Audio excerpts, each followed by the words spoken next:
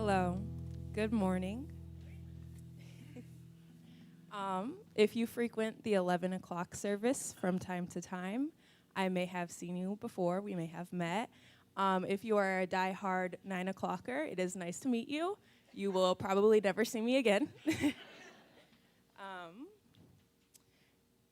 so thank you for being here, and thank you for having me. I joined the Emerging Leaders Group this past fall, and it has been an incredibly valuable experience to me. First and foremost, I value the content that we discussed within the group. We had a lot of really cool speakers come in, and there was a lot of really cool people who participated in the small group. One lesson that I particularly liked, we learned about self-care and how to practice it in a sustainable way. Another thing we learned about was community organizing. I had never heard of community organizing before, and it was really cool to kind of dip my toes into that and to see that as a potential future career path. Another meeting that we had that I really enjoyed was we learned about how to recognize that there's flaws within a system and to advocate for change within a system while also still being a part of that system. For those of you who I've talked to, you may know I work in a juvenile detention facility, which is kind of like a jail for minors. And, of course, I recognize that there's spaces that need change within that system, and it was really cool to learn how to be a part of that while also advocating for a better space for everyone. And while the lessons and stuff that we learned about there were super cool and totally awesome, most importantly, I valued the connection and community I experienced during this group. I moved to Omaha about a year ago, and a little while after that, I started attending the Abbey. I've opened up to a couple of you guys here. I kind of have a hard time making friends. I am studying social work in school, and for being a future social worker, I am probably the least social person I know. When I go to work, it's okay. I can clock in, I can build professional helping relationships with my clients, but when it comes to outside of work, I really struggle with connecting with others. And so I really, really, really appreciate the space of connection and community. Thank you to the Abbey for supporting this Emerging Leaders group. Thank you for filling my belly with delicious homemade food when otherwise it would have been ramen. Thank you for supporting important lessons to be learned, and thank you most for this opportunity for connection and community. Thank you. Hi, my name is Isabella. I use they, them pronouns, and I am a community organizer. And I just finished with Emerging Leaders Circle along with Caitlin. I don't know that I would have called myself a community organizer before Emerging Leaders, but Sarah Keeney from OTAC, who spoke with us, said that you're a community organizer if that's what you're doing. And I have organized protests and murals and youth activist art classes. I've testified at the city council and the Capitol and spoken to more senators than I would have ever liked to. So I guess I'm a community organizer. I'm also a full-time student at UNO, and I'm studying to be a teacher. And this semester I had to take educational leadership class for my degree.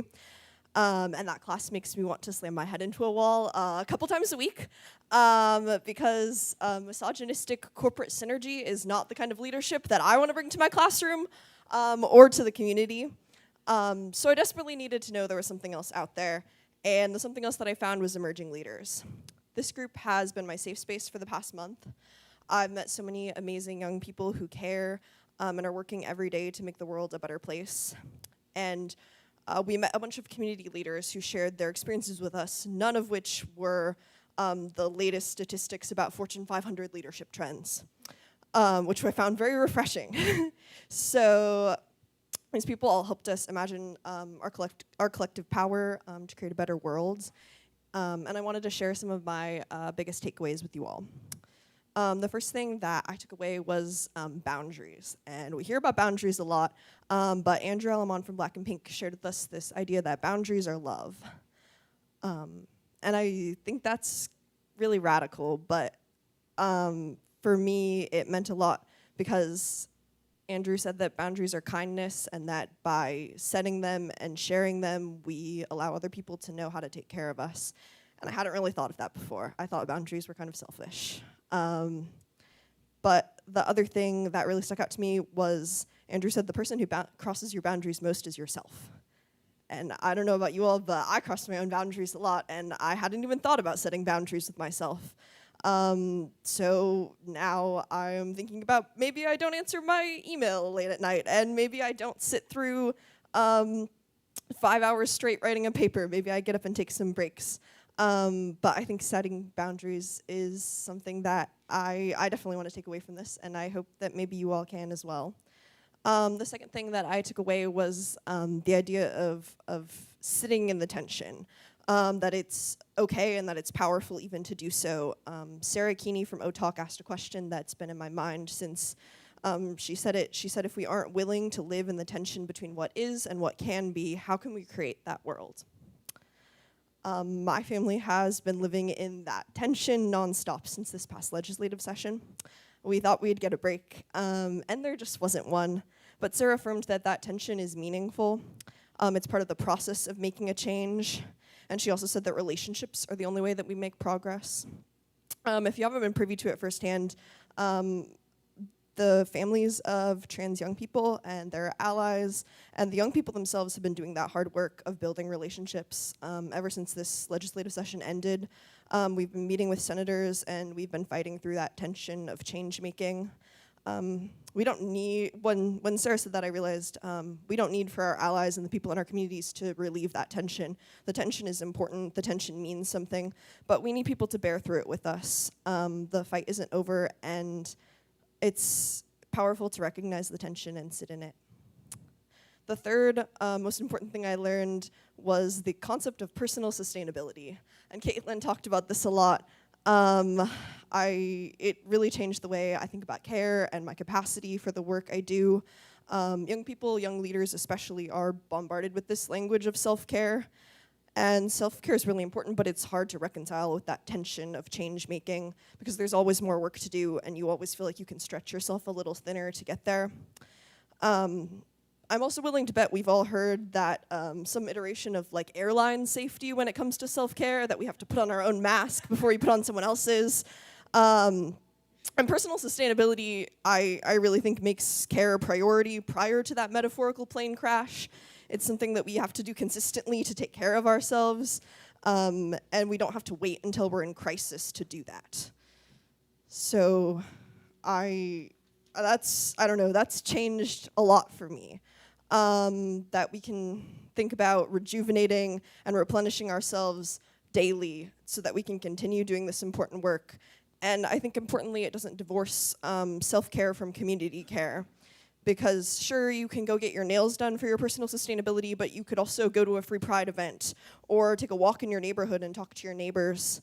I'm a plant person, so I think about my plants and that if I don't water them every day, they might stay alive for quite a while. They're resilient, but they're gonna look less and less good. They're not gonna grow, and they're not gonna be able to produce the oxygen that makes my house so lovely. So I think that personal sustainability is the self-care without the cognitive dissonance. We can water our plants, we can water ourselves and take care of ourselves, and we can find the things that sustain us every day.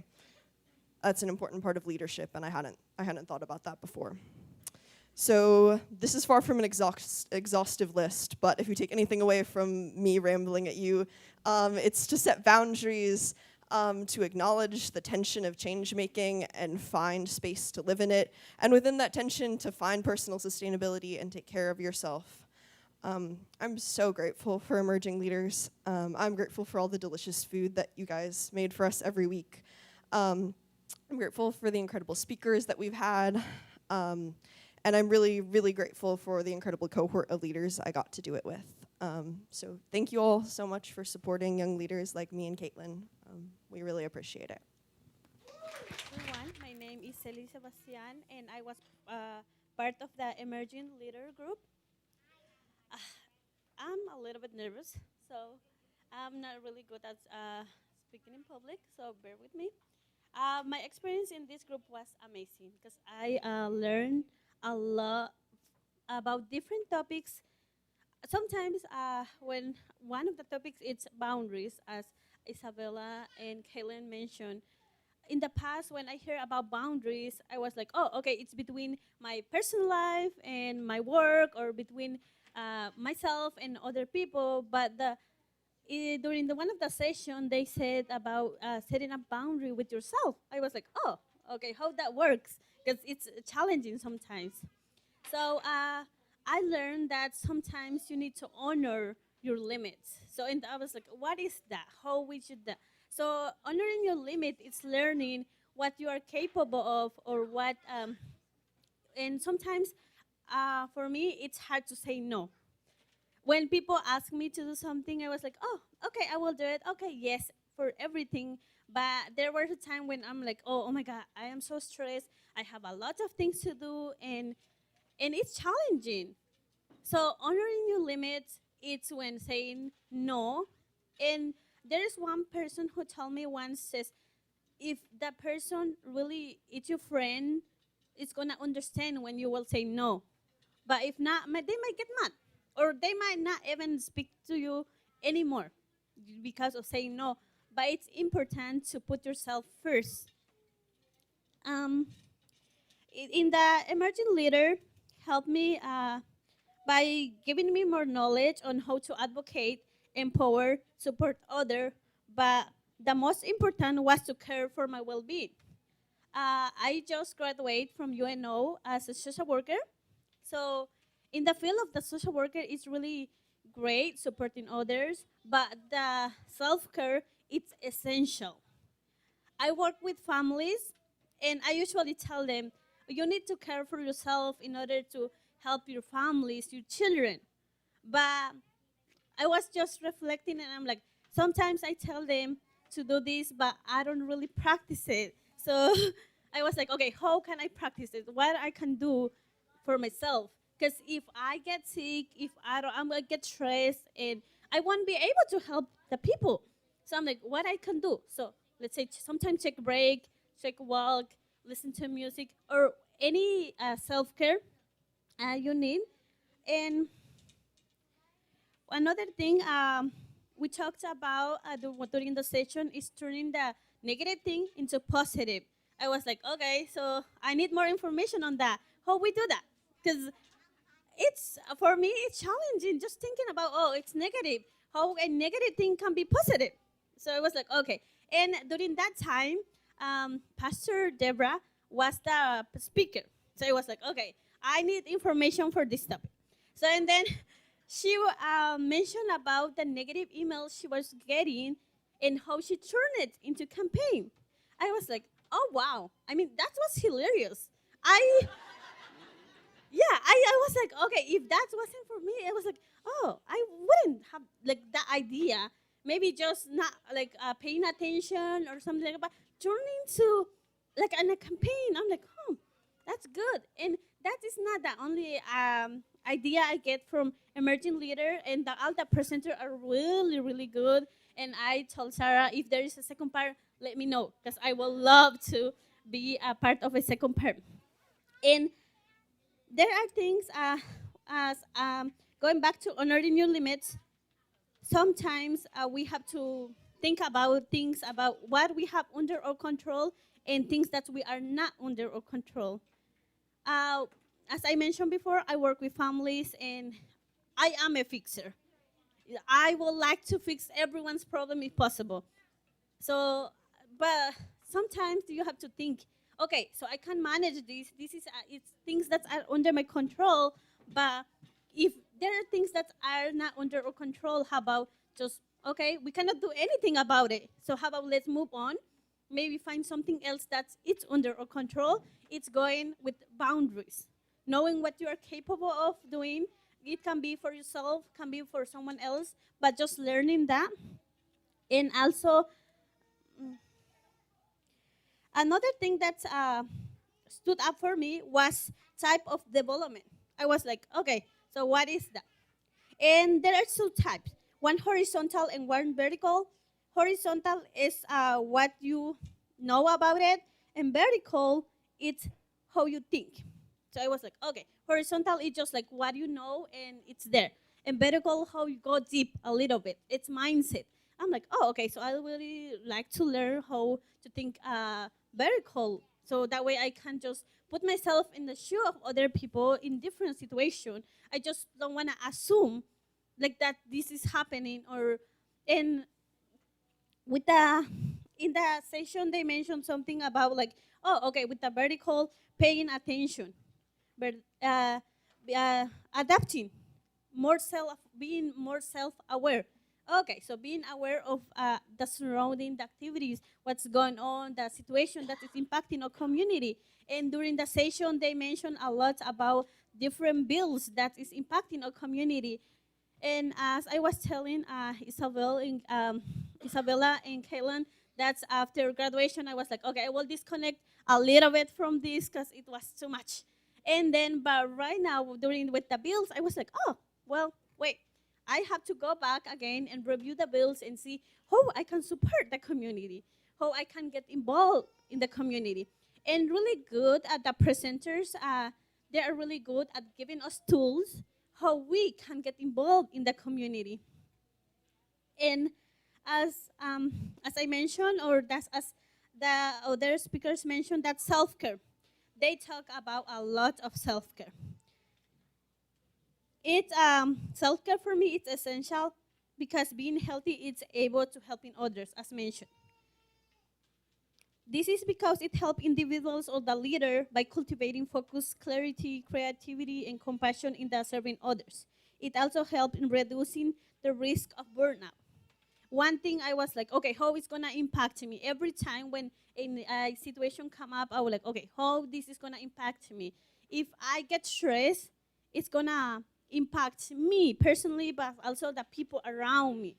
If I'm like in a bad mood, I might be just I don't know impacting others by with the words I use. So I was just think how that situation is gonna impact you and how are you gonna cope with it. And one thing, when something bad happen, we can just transform them in positive. A negative thing we can just transform it. Every time right now, I just think about Pastor Deborah, how she did it, and I'm like, okay, maybe it's not the same situation, but just having that example and saying, okay, so I can turn it in a positive way.